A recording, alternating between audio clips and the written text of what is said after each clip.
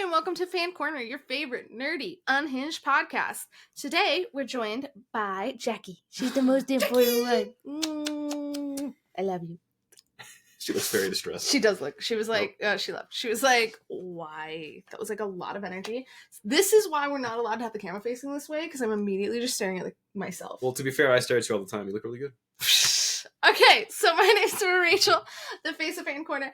This is Brian. So I'm the resident Swiftie.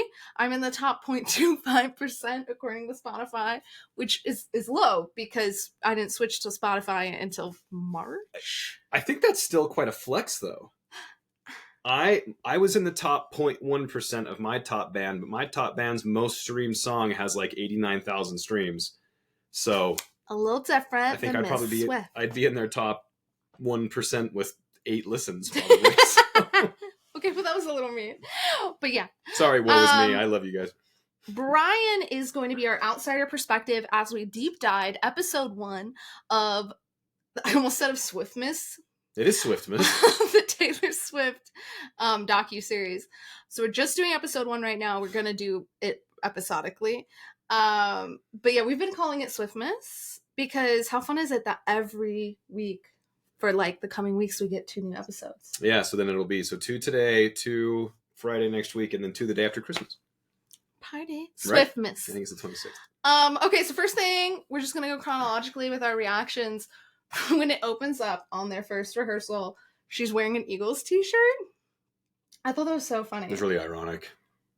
Because so that was like as she was dreaming up the Eras Tour. Yeah. Like the very first, like she acted like she was meeting the dancers for the first time. Yeah, it was their very first rehearsal. So yeah, that kind of is telling because we know that she didn't really meet Travis until, I mean, I guess it wasn't a year in, but 6 months in, maybe? So, as we all know, the Eagles, she mentions Eagles t-shirts multiple times in her song lyrics, but then she ends up dating a Chiefs, now engaged to a Chiefs tight end. That feels like a fake word to me. Like, doesn't it feel like it feels like something you'd make up for book talk? Like he has a tight end, you know? Like it doesn't feel like it would be a real position in this national franchise. Have you seen those pants they're wearing? I don't know. Like, not wrong. They are very skimpy looking, aren't they? So I just thought that was really funny. Because you got a cute booty, Travis. That's why she's dating him, obviously. So ironic considering she later would meet Travis because of the Eras Tour. Yeah. So like that irony.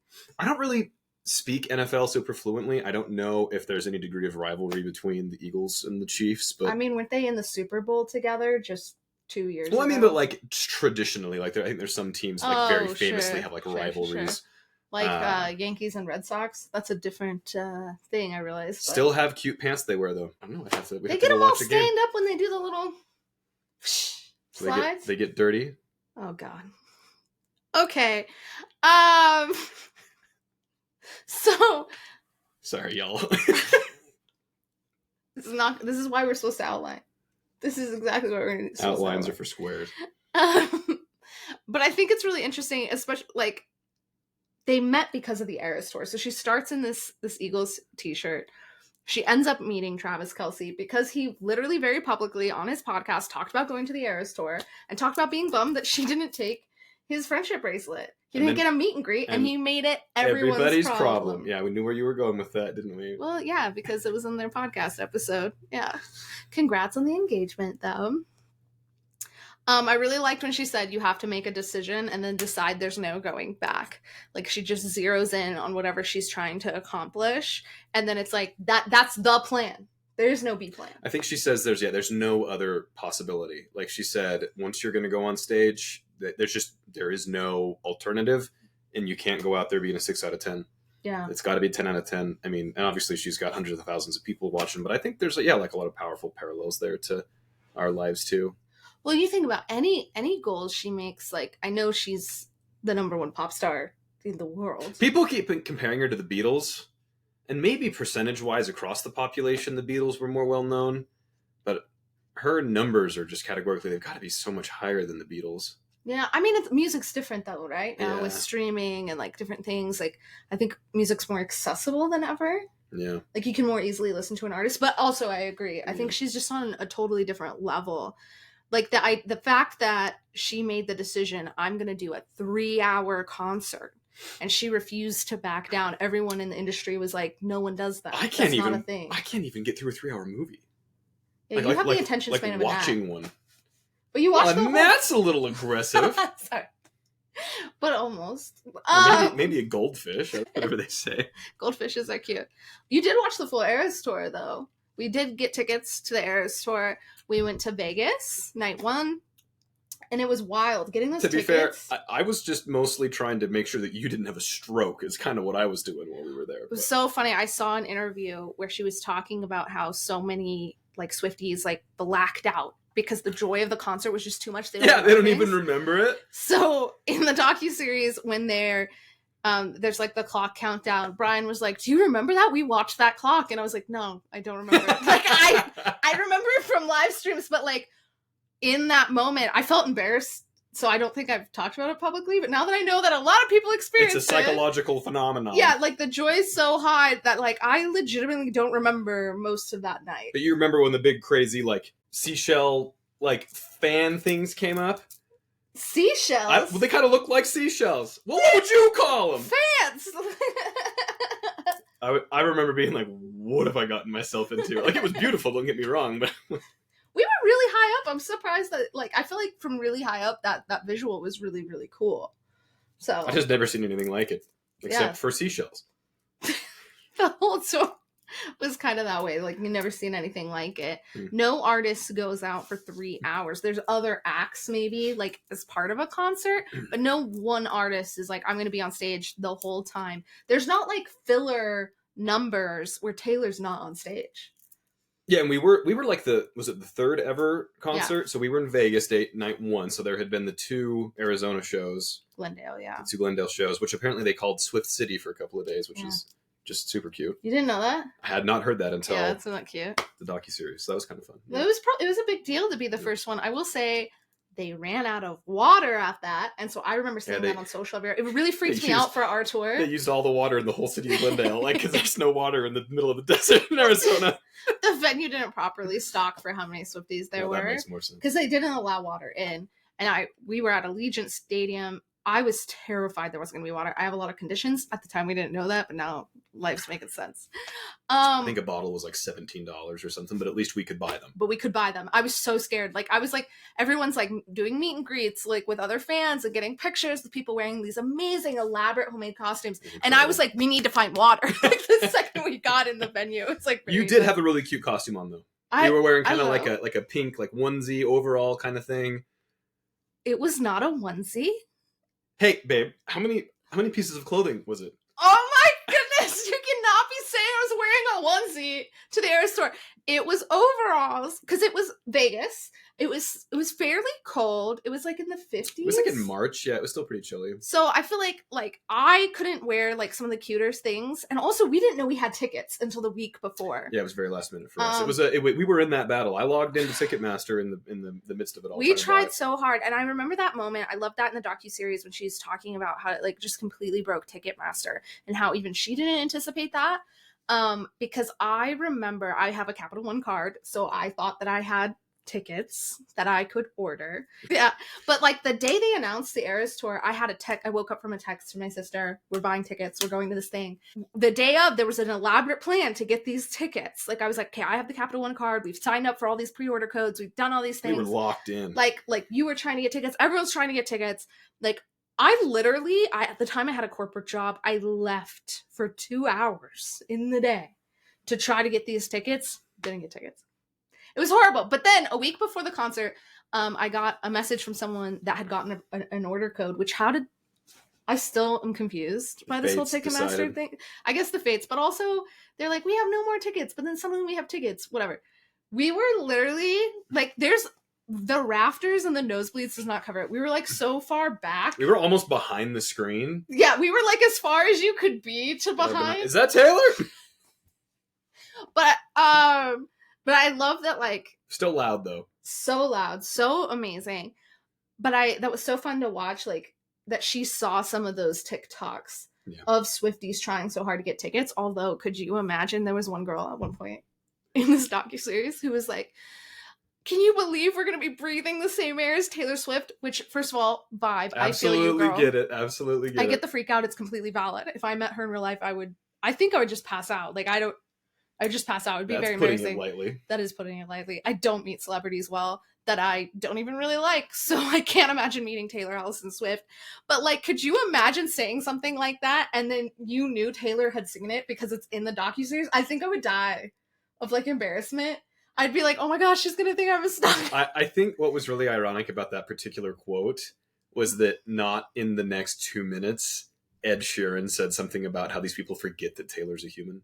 Yeah, the girl's friend said, it's almost like she's not even real. Mm-hmm. And then Ed Sheeran saying that was really poignant because I do think people add so much, they project so much onto Taylor Swift, and she is in a league of her own in terms of artists. Like, she's creating on a different level. She's breaking Ticketmaster. Her tour is something that no one's ever done anything like that before. Swiftonomics or whatever they called the whole. Yeah, generated so much income. It did all these things that, like, other artists can't necessarily sell out that many venues.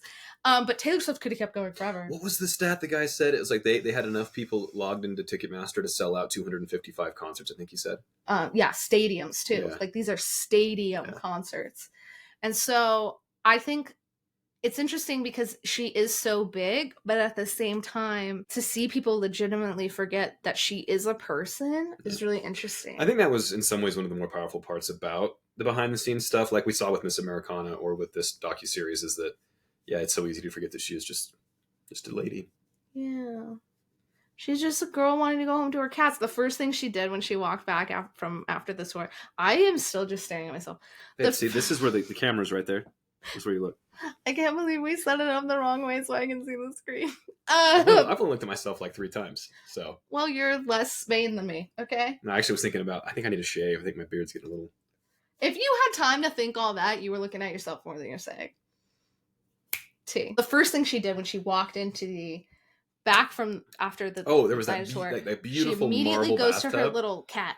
Immediately, she's just a girl, just a girl talking about her sourdough for 15 minutes on a podcast, like her little hobby. Yeah, I think a really powerful part of what we saw, like with these insights into what Taylor's thinking, which are kind of rare because she doesn't really do social media. That's true. So we don't, as all these things are happening in the Taylor Swift ecosystem, we don't get a whole bunch of insight into what her feelings and thoughts are, except the music. Yeah. And so to be fair, there's a lot of music. There's a lot of music. And so we do get to see a lot of things about how she's feeling about a lot of things. But I think that it was funny how quickly it was clear in what she was saying, just, like how much she still kind of minimizes herself. Yes. Like it was, we saw this clip, we watched the Stephen Colbert interview, and the first thing he does, or at least some point in the interview, he pulls out this picture from when she's 11 years old.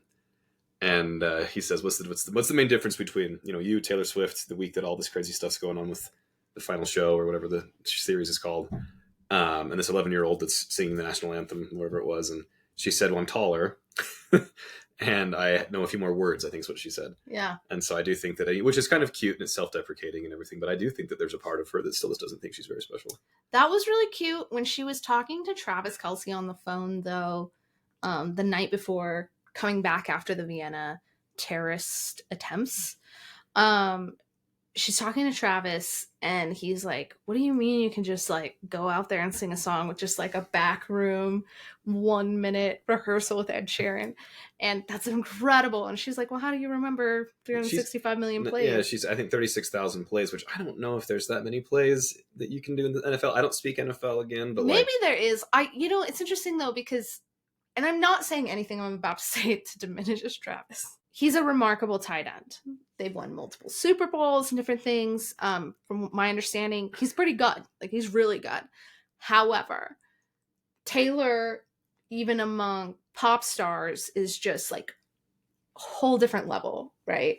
Like, to consistently be number one over and over, an album over and over again. It's like when she was asked, like, in the Colbert show, she said, some people just want me to like step down, but like give someone else a chance, but I don't want to. I like being number one or whatever it is. No, she said I like being here.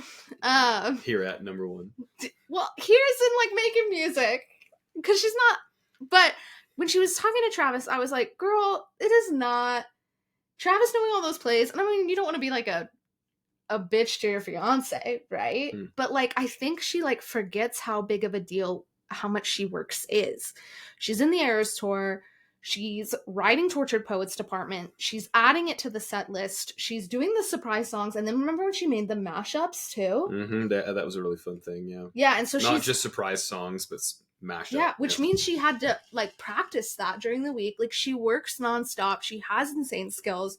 And I think it's, as we know, very easy for her to forget that. She did it too on Travis Kelce's podcast. New Heights, right? Yeah. In the Heights is the movie. New Heights. At one point she says, well, I'm not an athlete, and I'm like, never mind. Girl, your training regimen? In the literal docuseries, it shows them doing training. Like she's got weights on her ankles. For 6 months before rehearsals even started. Like 3 hours of showtime every night, the physical demands of that while traveling. Because you got to remember, it's not like a residency in Vegas or something. No, if I record you a 10-minute audio, like an audio text, by the end I like am hoarse. And I like, my throat's all dry. And that's just like 10 minutes of me talking about, whatever. And she's singing for 3 hours. And dancing. Which I can't even dance sober. Running back and forth, like, you think in the folklore set, she runs across the stage for August. You know what I'm talking about? She like runs and throws herself and different things. Like, that's a lot while singing live too. That's literally insane. So I think she's always, and we know this, we know she has anxiety from her music. Relatable. That's why we love her. But I think she's always moving the line for herself. Yeah. Like she recognizes at one point, she's like, this is so incredible. I can't believe everyone's coming to see me in this and different things. So like she recognizes it's a big deal. But then she also, like, I don't think it'll ever feel like she's made it to herself. Yeah, I wonder if there is ever going to be an objective measurement that if she were to hit, she'd be like, did it. I don't know what that would have to look like. And if she hit it, would she then just make a new one? It's like, okay, yeah, that was goal 1 done now. Yeah, like just, and so you just never are going to catch up, never going to whatever. It's fun as a Swiftie to always have all these, the new music and the new shows and all this stuff to look forward to. But I wish she could, like, know how great she is. Like, we all love her so much. Despite what the freaking robots try to convince everyone of. Oh, yeah. That coordinated campaign. The Lex Luthor hate monkey, spam bot hate farm. For those of you that don't know what we're talking about right now, Rolling Stone came out with an article very recently based off of a study that was looking into all the accounts from when The Life of a Showgirl came out. There was a bunch of people claiming like she was MAGA now and that she was alt-right and she was a Nazi and like because it said white diamond rings it meant this and that, and it was wild. But it turns out a lot of those were literally coordinated smear accounts, so they're like bot accounts, not real accounts, creating this false sense of outrage, sort of like what we saw happen with Johnny Depp and Amber Heard's case, where his team slandered her online to the point where everyone sees it so much they think, well, everyone thinks this, so it must be true. And yet, Life of a Showgirl is still number 1. Yeah, it still broke all kinds of records and everything. Yeah. It was such a good album, they had to pretend it wasn't a good, you know what I mean? You needed bot accounts to convince us otherwise. Really funny. Yeah, I don't think I've got, for my biggest fandom, I don't know if I've got as much fandomness as you have in your smallest pinky for Taylor, but it is really fun that there is so much to do as a member of the Taylor Swift community. I actually feel like that's in part why people hate her so much. Like the non-Swifties hate her so much is because I think they're jealous because the artists that they venerate and love don't put out as much, and they're like jealous of that unadulterated female joy that people get from her. I think it makes people angry. It's girlhood. It is girlhood. We saw so much about that in the docuseries. Like, it's not just about the music. Like, it's not all happy music. Actually, objectively, it's a lot of sad music. And yet... some of it might sound like it's happy. Oh, that's always fun. Like Lover. The whole album sounds so happy. Although, oh my gosh, did you see that girl at the beginning of the docuseries? It was like, you could tell that it really was the man was playing because they were singing along, and it was like a close up of a Swiftie just like sobbing her eyes out. And the man's only like the second song in the set, and like so it's like two kind of happy songs.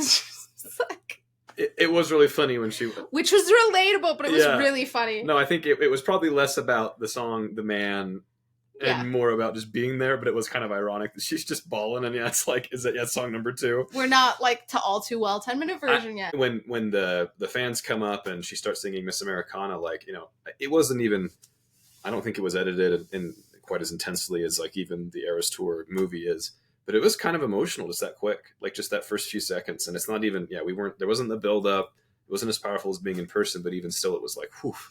I think like she does a good job of like, and she has an amazing team of like that staging, right? Like where she's coming out of nowhere. The fact that she got backstage via janitor card, so you never saw her walk back up to the stage. So it's really your first moment of realizing like this moment that you waited for and saved for or gone into honestly a lot of credit card debt for is actually happening. Actually, you know what one of my biggest regrets is in life? That I didn't go into credit card debt for a better seat at the Eras Tour. Like I didn't go into debt. Why didn't I go into debt? Life is too short. You didn't get a second ticket. Like you wanted to go once the Tortured Poets thing came out. Once that set list came out. Yeah. I wanted to buy, but like it would have been scalper tickets. And it would have been in Europe. Yeah, it was Paris. I was trying to get us to Wait, was it Paris or was it Vienna? It was Paris. Was it Paris? Okay. It was Paris. Sure. So, because I guess to be fair, there was that 2-week break or 2-month break.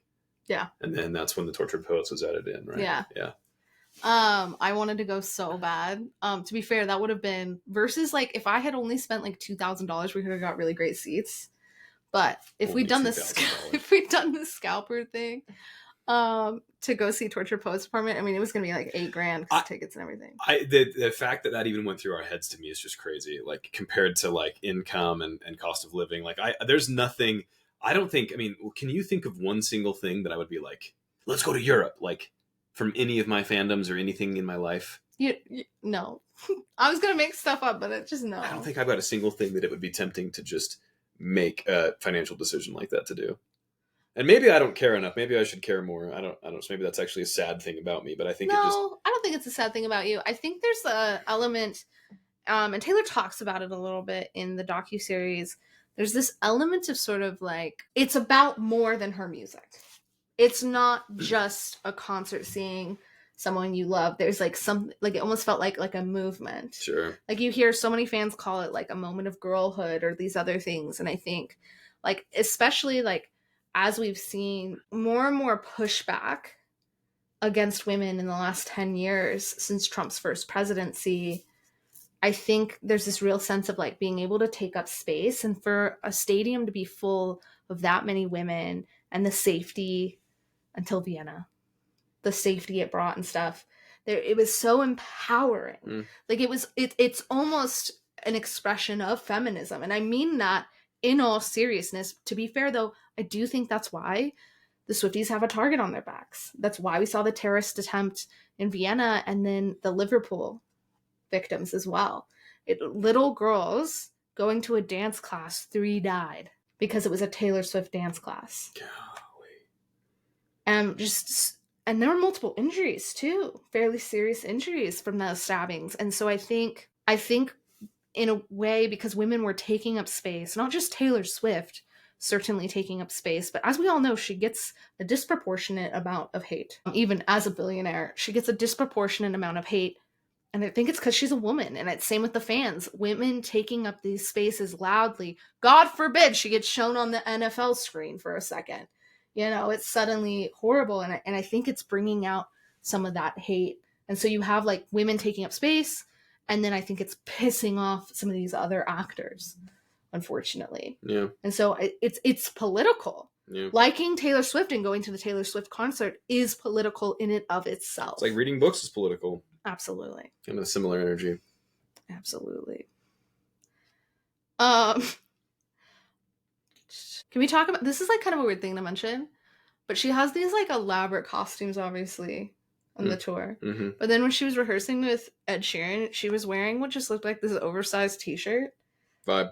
Like for a second I was like, I think she forgot to like Almost didn't recognize her without her costume on? No, I just like thought maybe she forgot to get dressed. Well, and I know. But I think it was a t-shirt dress. But honestly, I was like, that's a vibe. Like, I was like, I need some of those. I think part of what was funny about it is, like, imagine, like, her and Ed just seemed like they were buds. Oh, yeah. Imagine being, like, a big enough deal that, like, Ed Sheeran, who's objectively a big deal, is, like, just a buddy. Like, I don't know. That's really cool to think about. Like, it felt very, like, just two friends hanging out, which I think is beautiful. But then, what's wild is she is that big. And she does have that energy with, like, Ed Sheeran. But when she came in for her first rehearsal with the dancers, she was, like, crying meeting them. Yeah, her dance team that was going to be with her on the tour. Yeah, like, she would, like, her first time meeting them, she's crying because she's so excited to meet them. And I'd be crying meeting her. So it's like that opposite of what you would think. And especially I think it shows her humility. I imagine those dancers were probably Swifties before they tried out to be. Can you imagine? You're like freaking out. Although in a weird way, her then maybe it helps if she freaks out first. Sure. Do you know what I mean? Yeah, I can see that. I don't know. Like, I don't know. I literally can't imagine meeting someone like Taylor Swift casually. Yeah, I'm trying to think of celebrities I've seen you meet, like the kid who played Percy Weasley. I did really good at that one. I know. I think he only like ended up like on the floor for like 10 seconds or whatever. I didn't end up on the floor. I had to practice what I was going to say a lot of times first. Well, I mean, that's fair. I do that with any conversation with just about anybody. Yeah, that's fair. And since I was standing in a line, it was like time to do it. But when I met there was like a Harry Potter like look-alike. Like it was not Daniel Radcliffe or anything. Just a look-alike that I don't even follow this man. He was just a TikToker who just looked kind of like Harry Potter, and he was at Fan X, and I, for some reason, lost my shit. Like, some girl was like, oh, it's what's his face over there? And I was like, no, it's not. I fell to the ground. I can't even remember his name anymore.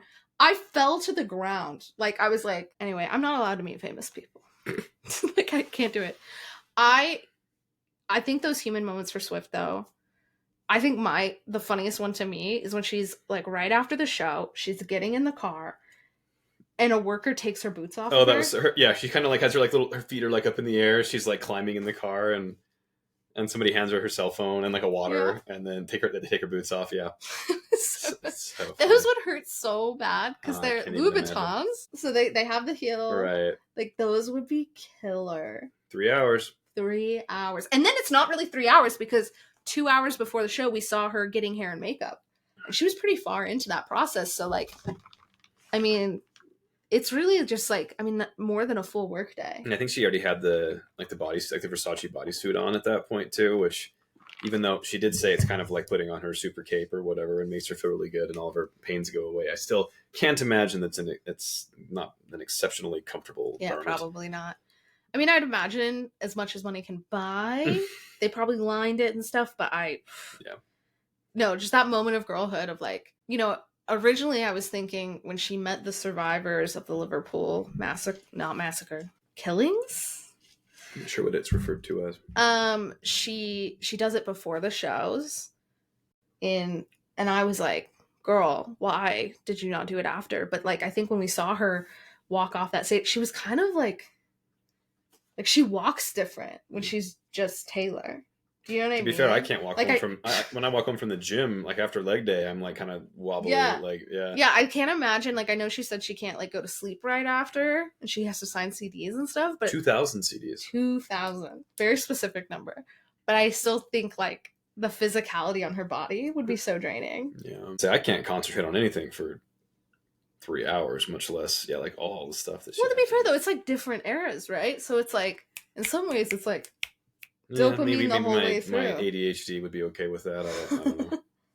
I like when she talked about how many times like she like locked eyes on fans and like specifically would remember their vibe. Yeah.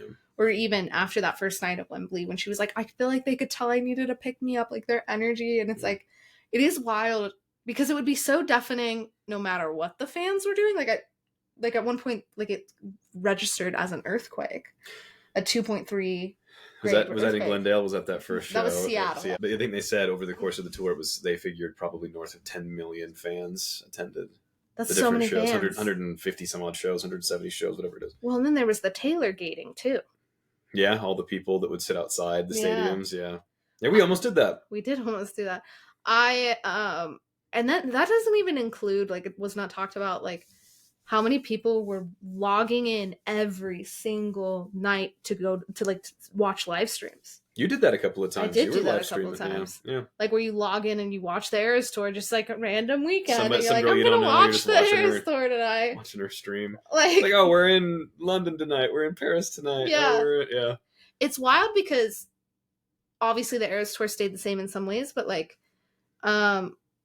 every time she would have a concert, I feel like there was some piece of news that would come out. Sure. That the Swifties were losing it over, like an outfit change in 1989 or different things that like we were all so excited about. And so it did kind of just feel like this constant sort of like excitement in the community that I do think is quite different than other fandoms. No, I know, I don't remember exactly what the numbers were. I know that there's been tours that have had comparable amounts of revenue, I think, but I forget the numbers. But I just think even some of those tours that maybe on paper made more money, I just don't think they had as much impact as what this has had, like, culturally.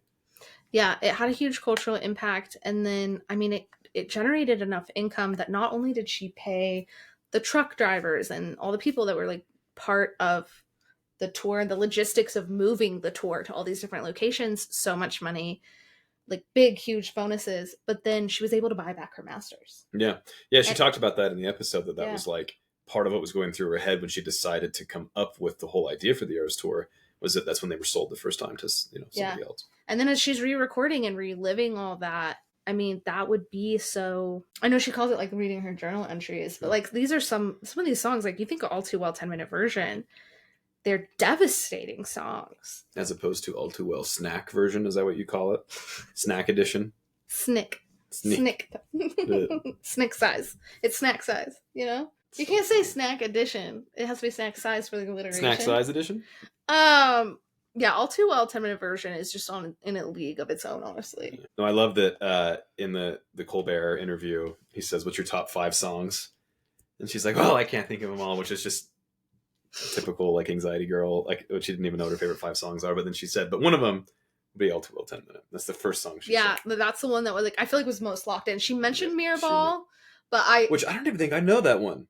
Okay, well, first of all, do I know Mirrorball? We need to work on that. Well, I don't know.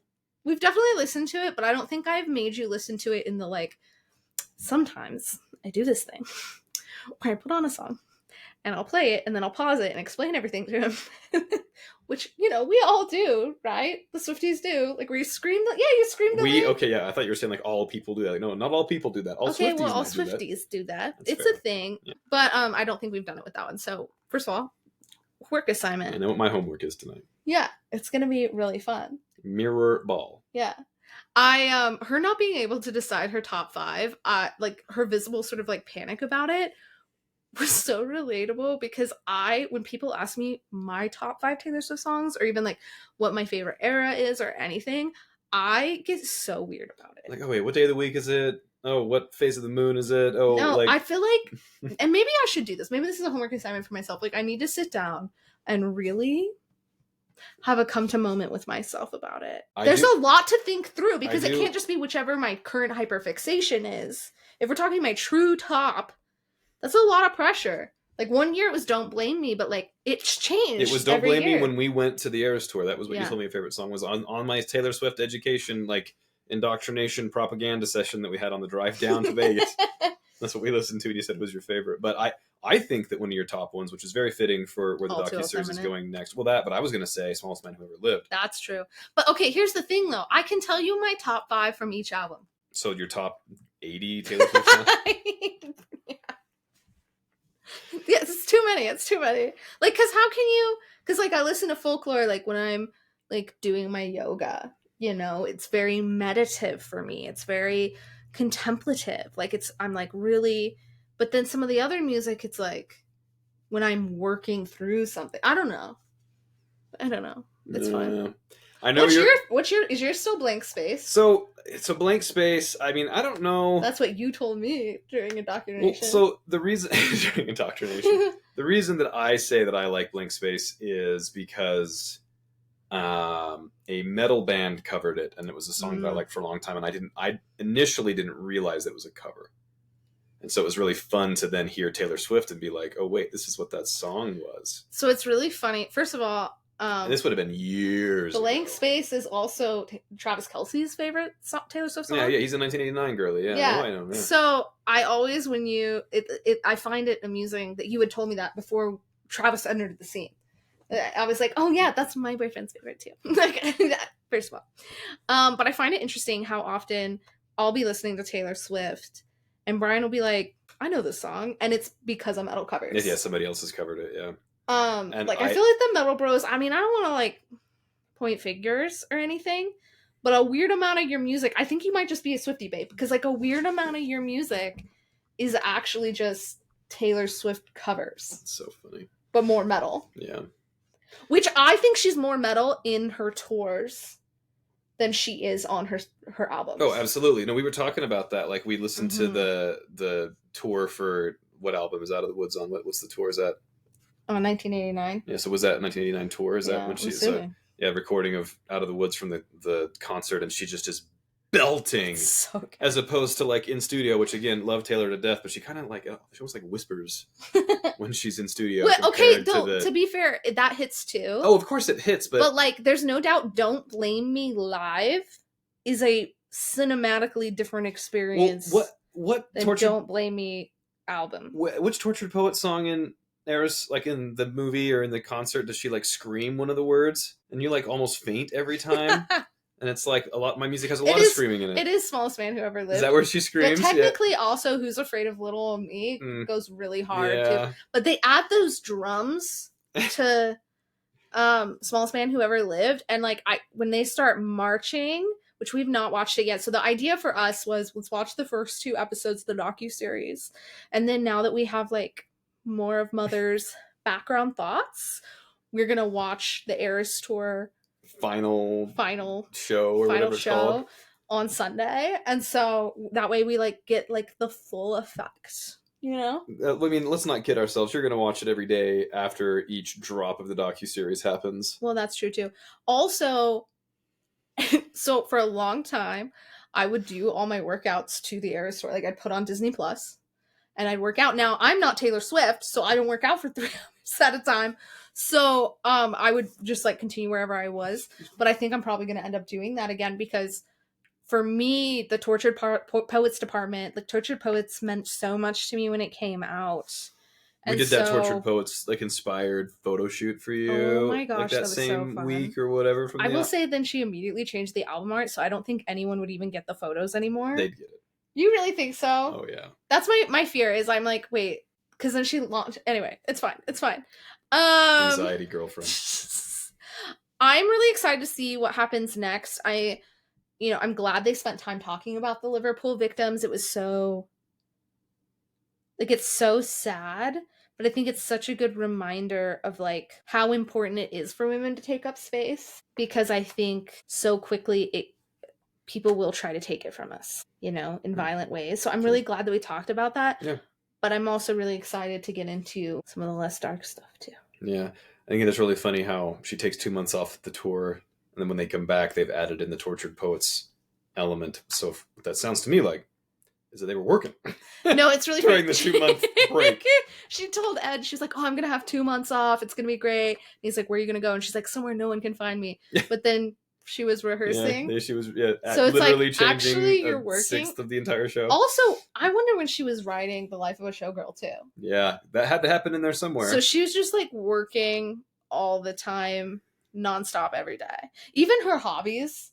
Like, I feel like you look at the sourdough thing, she goes so hard for her hobbies that she makes them like a job. Zero chill. She has zero chill. I love that about her, because I have zero chill. She's your mother. But I'm less successful. And that's okay. We're getting there. One sec. Like and subscribe. Amazing. So join us for tomorrow. We're going to be talking about episode 2, doing a deep dive. I'm going to stare at myself the whole time. It's going to be awesome. We'll flip the screen around. Don't worry. Stop too. And then we'll also do a reaction to the new additions to the Eras Tour movie, which we're really excited about, which is mostly Tortured Poets department. Yeah, that's the main changes. That's the main changes, yeah. She took some stuff out, though, to make that happen. Sure. Like, so I'm so glad we have both, because Tolerate It is only in the original set. Do you remember that was the one with the long How table? would you choose what songs to take out though? Like how would When you she ever... announced that she was taking that out, I remember it felt like I was getting shot. You know what I'd take out would be Bad Blood. And what's the other one that I hate? Shake It Off. Shake It Off in the Eras Tour. You know what's funny though is we all say that. That's like the joke of Swifties is like, no, not again, because it was so overplayed on the radio. But when we were in the audience and I saw you do it too, don't you lie to me.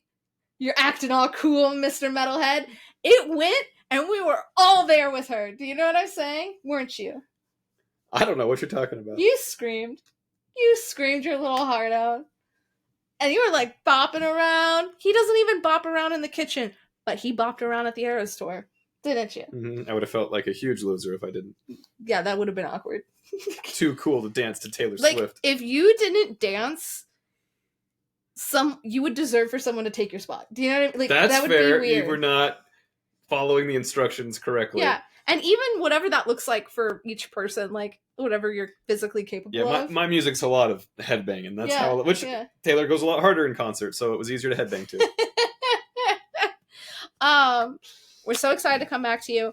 Quick update, real quick, for those of you that do listen to the podcast more regularly, Jalaire will no longer be with the podcast. She's moved on to other things in her life, and we're so excited for her. She was just in that production of Nutcracker, for example, and she's continuing on her ballet journey.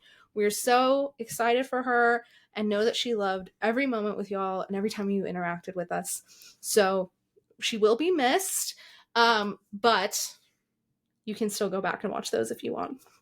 But until tomorrow, we hope you have a very Swiftie day.